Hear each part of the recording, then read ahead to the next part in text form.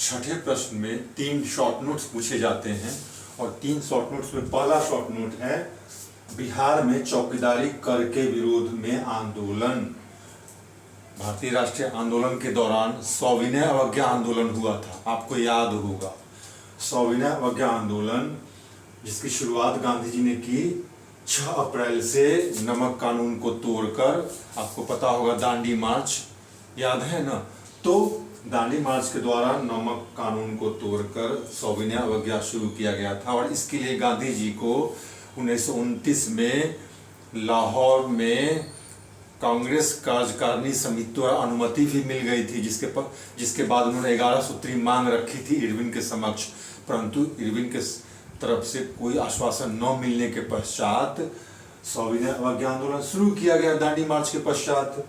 तो सविनय, विनय के साथ अवज्ञा, विनय पूर्वक पोलाइटली आपकी बात नहीं मानूंगा, ऐसा था इसमें मैसेज। अर्थात ब्रिटिश कानून को नहीं मानना है, उसको तोड़ना है। नॉन कोऑपरेशन मूवमेंट से सविनय अवज्ञा आंदोलन इसी मायने में स्पष्ट रूप से अलग है, दोनों में यही अंतर है। सविनय अवज्ञा, अवज्ञा करेंगे, पहले में था कोऑपरेट नहीं करेंगे, आपके साथ एसोसिएट नहीं होंगे।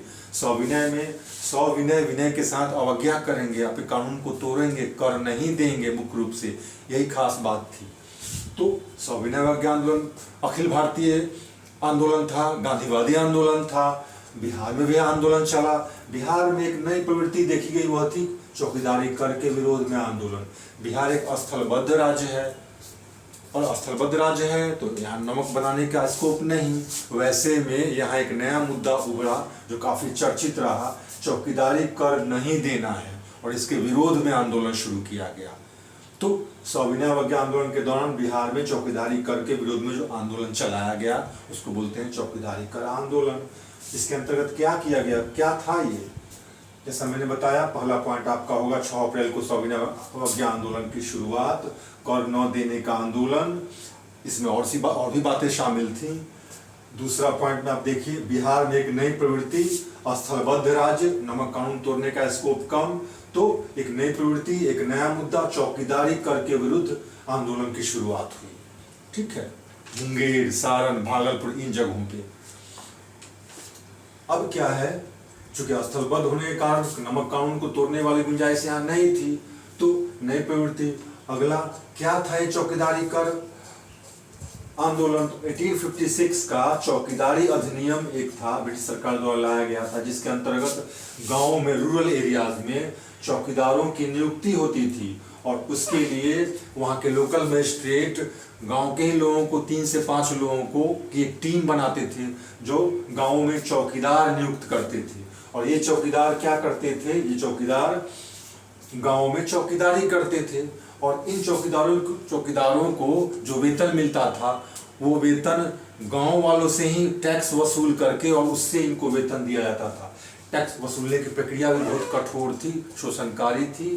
साथ साथ ये चौकीदार कहने को चौकीदार थे, परंतु ये ब्रिटिश सरकार के गुप्तचर के समान कार्य करते थे। ये जमींदार के नुमाइंदे होते थे जो ग्रामीण लोगों के साथ बदतमीजी, बदसलूकी और उन पर अत्याचार करते थे, और इनको वेतन देने के लिए ग्रामीणों से टैक्स वसूला जाता था। ग्रामीणों ने इसी के विरुद्ध आंदोलन शुरू किया था। तो पूर्वी भारत में चौकीदारी कर आंदोलन एक बहुत प्रोमिनेंट आंदोलन के रूप में उभरा था और बिहार में तो यह काफी चर्चित रहा।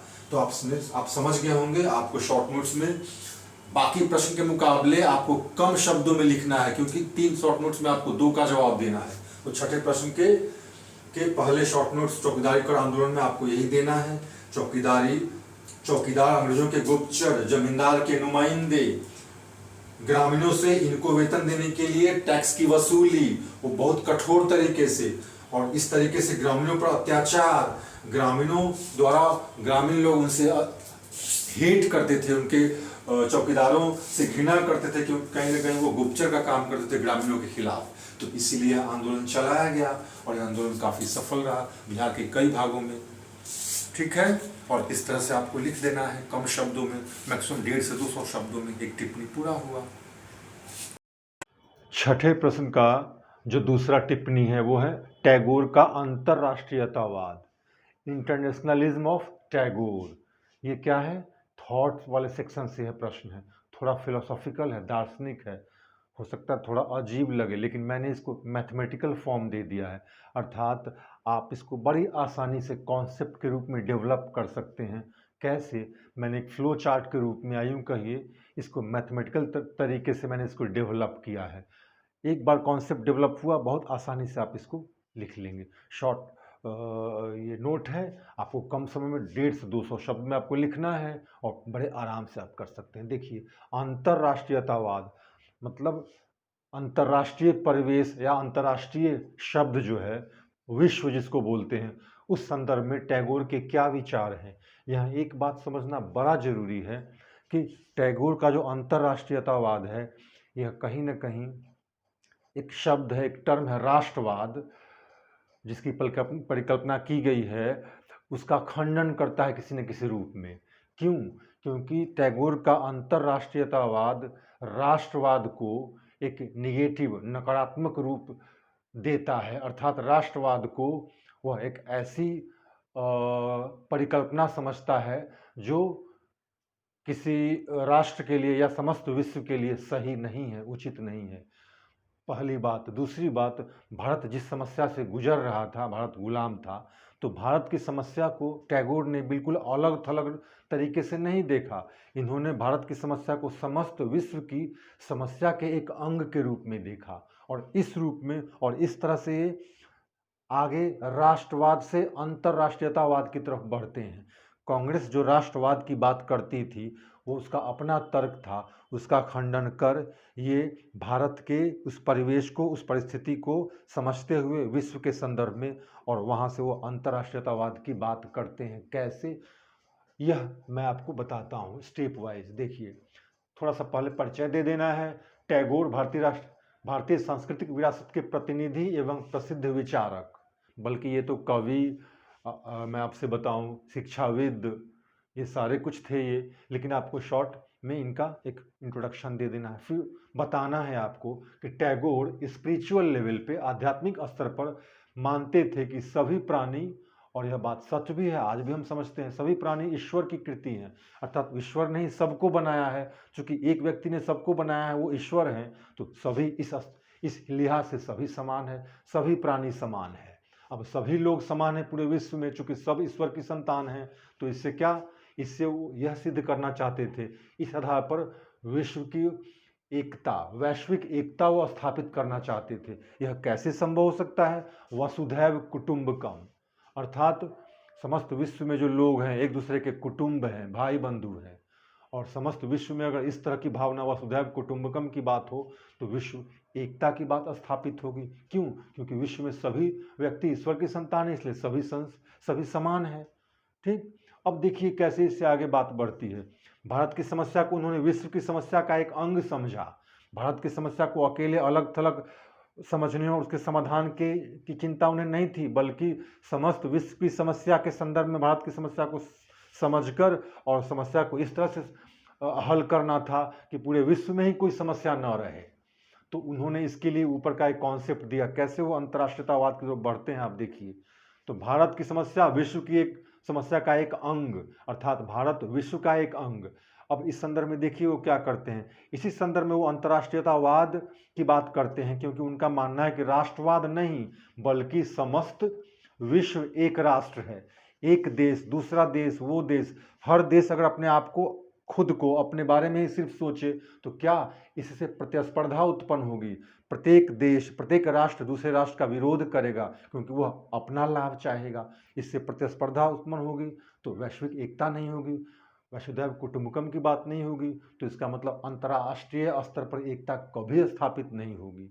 लेकिन अगर एक राष्ट्र दूसरे राष्ट्र को अलग न समझे, बल्कि विश्व के एक अंग के रूप में समझे, तो वह एकता स्थापित हो सकती है। इस तरह से वो राष्ट्रवाद से अंतर्राष्ट्रीयतावाद की तरफ बढ़ना चाहते थे। एक राष्ट्र को अन्य राष्ट्र से पृथक नहीं समझा जा सकता, क्योंकि इससे क्या होगी, इससे प्रतिस्पर्धा होगी। अर्थात सभी राष्ट्र मिलकर एक क्या हो गए, एक बड़ा राष्ट्र अर्थात विश्व हो गए। समस्त विश्व एक परिवार है और राष्ट्र उसके अंग हैं। इस रूप में वो राष्ट्रवाद का खंडन कर अंतर्राष्ट्रीयतावाद की भावना को लोगों में प्रेरित करते हैं। क्यों? क्योंकि उनका मानना है कि पूरे अंतर्राष्ट्रीय स्तर पर सभी लोग एक समान हैं, सभी ईश्वर की कृति हैं। तो हम अंतर्राष्ट्रीयतावाद पर बल दें, राष्ट्रवाद पर नहीं, तभी जाकर वैश्विक एकता स्थापित होगी। तो एक राष्ट्र को अन्य राष्ट्र से पृथक नहीं समझा जा सकता, क्योंकि राष्ट्रवाद प्रतिस्पर्धा को जन्म देता है। तो प्रतिस्पर्धा समाप्त कर हम समस्त विश्व को अगर समझें एक परिवार, एक बड़ा राष्ट्र, तो उससे क्या होगा? सर्वे भवन्तु सुखिनः, सभी लोग सुखी होंगे। अंतर्राष्ट्रीय स्तर पर एकता स्थापित होगी, सभी लोग सर्वे भवन्तु सुखिनः, सभी लोग सुखी रहेंगे।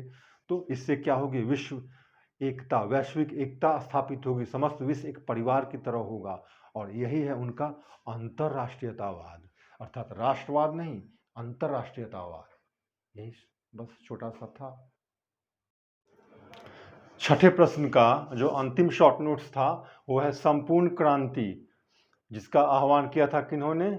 जयप्रकाश नारायण। और इसकी शुरुआत, इस संपूर्ण क्रांति की शुरुआत पटना से ही, बिहार से ही हुई थी। आपको पता है जयप्रकाश नारायण बिहार के ही थे, और यही मूवमेंट जेपी मूवमेंट कहलाया है। जयप्रकाश नारायण के बारे में आपको इस टिप्पणी का उत्तर लिखते वक्त थोड़ा सा आपको इंट्रो दे देना है। बिहार में जन्मे जयप्रकाश नारायण कौन थे? स्वतंत्रता सेनानी भी, समाजवादी भी और मानवतावादी भी। आपको यह बता देना है। एक बार इन्होंने राजनीति को छोड़ भी दिया था और पुनः 1960 में इन्होंने राजनीति को ज्वाइन किया था। अब क्या है, आपको यह बताना है यहाँ पे कम शब्दों में, चूंकि शॉर्ट नोट्स है, आपको बताना है संपूर्ण क्रांति क्या था, इसका उद्देश्य क्या था, किसने इसको शुरू किया, कहाँ से शुरू किया गया, कहाँ तक यह सफल रहा। इतना अगर आप बता देते हैं तो आप अच्छा शॉर्ट नोट्स तैयार कर लेते हैं, लिख देते हैं।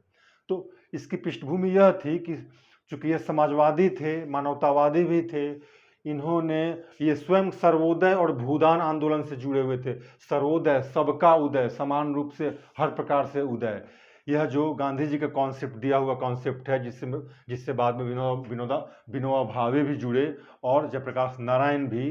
तो सर्वोदय और भूदान आंदोलन की जो शुरुआत हुई वह काफ़ी हद तक जिस उद्देश्य को लेकर चला गया था उतना सफल नहीं था। इस वजह से ये क्षुब्ध थे। अर्थात इस पृष्ठभूमि इस आंदोलन की यह है कि सर्वोदय और भूदान आंदोलन की असफलता से तो क्षुब्ध थे ही, और साथ साथ सत्ता में कौन था काबिज? कांग्रेस की सरकार। और भ्रष्टाचार से लिप्त इस शासन के खिलाफ भी वो चाहते थे एक आंदोलन शुरू करना। और आपको पता है इससे पहले पेरिस में छात्रों का एक विशाल आंदोलन हुआ था, उससे काफ़ी कुछ माना जाता है कि यह प्रेरित था जेपी आंदोलन। हालांकि पटना और पेरिस के बीच की दूरी काफ़ी है, मोर देन 7000 किलोमीटर। स्टिल वहाँ से प्रेरणा एक ऐसी चीज़ है जो आप कहीं से भी ले सकते हैं। तो उस पेरिस में छात्र आंदोलन से प्रेरणा लेकर इन्होंने 1974 में इस जेपी मूवमेंट की शुरुआत की पटना के गांधी मैदान से, ठीक है। और इसका दो मुख्य उद्देश्य क्या था? एक था परिवर्तन और दूसरा था पुनर्निर्माण। आपको इस तरह से लिखना है फ्लो चार्ट के रूप में। परिवर्तन मतलब change, social change, political change. और इसी के तहत पॉलिटिकल चेंज, आपको पता है जेपी मूवमेंट के बाद ही 1970 में कांग्रेस हार गई थी, इंदिरा गांधी हार गई थी, जो जनता सरकार आई थी, मतलब केंद्र में जनता दल की सरकार आई थी, जनता पार्टी की सरकार। तो क्या था? परिवर्तन, सामाजिक परिवर्तन और राजनीतिक परिवर्तन, और परिवर्तन के पश्चात पुनर्निर्माण, कुछ ऐसा निर्माण किया जाए व्यवस्था में जो अधिक लोकतांत्रिक हो। तो ये भ्रष्टाचार को लेकर, अर्थात भ्रष्टाचार के खिलाफ शुरू किया गया यह आंदोलन बाद में चलकर इसमें कई और उद्देश्य जोड़ लिए गए, जैसे नई लोकतांत्रिक व्यवस्था, सामाजिक न्याय की स्थापना, स्त्री पुरुष की समानता, जाति व्यवस्था की समाप्ति। अर्थात भ्रष्टाचार को लेकर शुरू किए गए इस आंदोलन में बाद में कई और अच्छे और उद्देश्य जोड़ लिए गए। यह इस आंदोलन का, जेपी आंदोलन का मुख्य उद्देश्य था, और इसमें काफ़ी कुछ सफल भी रहा। तभी तो कांग्रेस की सरकार की हार हुई 1977 में, और तब जनता पार्टी की सरकार पहली बार आई थी। और इस आंदोलन को छात्रों का विशाल समर्थन था, और इसलिए यह काफ़ी सफल रहा।